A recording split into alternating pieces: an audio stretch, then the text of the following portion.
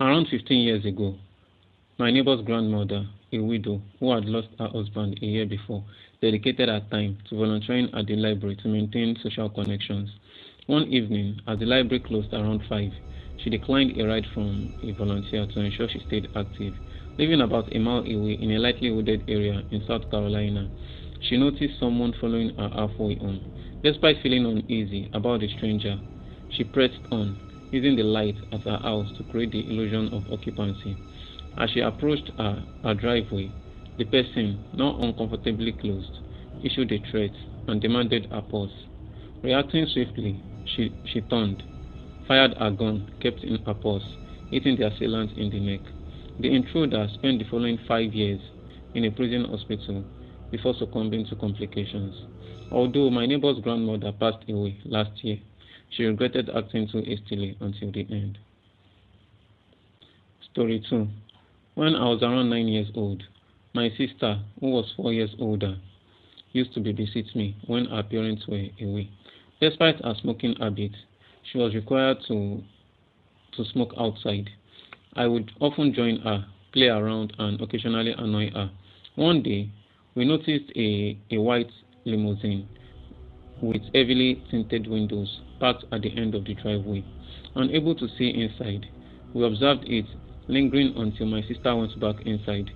The limousine would then move to the church parking lot, patiently waiting for her to come out for another smoke.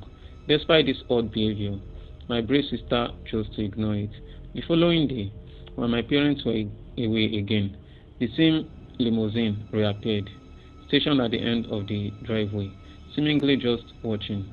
Unsure of the driver's intentions, I would sometimes observe from the front window as the limousine remained fixated on my sister.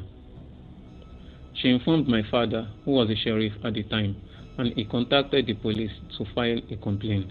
Despite their investigation, the mysterious limousine was nowhere to be found. About 9 to 10 months later, and 4 months since the last sighting, it remained a regular occurrence. During one incident, when my sister was outside, she decided she had enough. Alone, as usual, she instructed me to stay in the carport while she confronted them. Halfway down the driveway, overwhelmed by fear, she turned around, realizing it was too risky. On another night, with the family car in the shop, my sister went outside to smoke while my parents were home. The limousine reappeared, prompting her to instruct me to run inside and inform my father. Armed with gun, my dad headed towards the limousine, causing it to speed away with its license plate covered in duct tape. We never encountered it again. Story 3. At the tender age of 7, following my parents' separation, I resided with my mom in a compact apartment. Despite having my own room, I preferred sleeping in her bed during my stays. Our adjacent bedrooms were situated at the hallway's end, facing each other. Our first floor apartment had a window ajar in my mom's room, positioned directly behind the bed's headboard in the midst of summer. One night, I awoke to find our cat in my mom's room's doorway, which was unusual as our cat typically slept with us. Observing the cat walk into my room and meow, I promptly woke my mom. In the brief moment it took me to realize something was amiss. As we both looked back at the door frame, a man was exiting my open door. In a remarkable feat, my mom swiftly picked me up, threw me out of a screen window, and followed suit.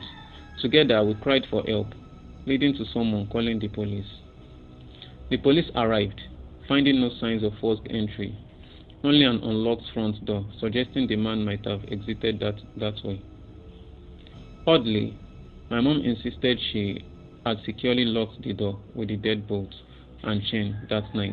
Approximately a week later, while cleaning the kitchen, she discovered a notebook with names and drawings, along with gloves and gum wrappers, inside the water heater closet. Upon calling the police again, they could only speculate that the man had been in our house, hiding until we were asleep.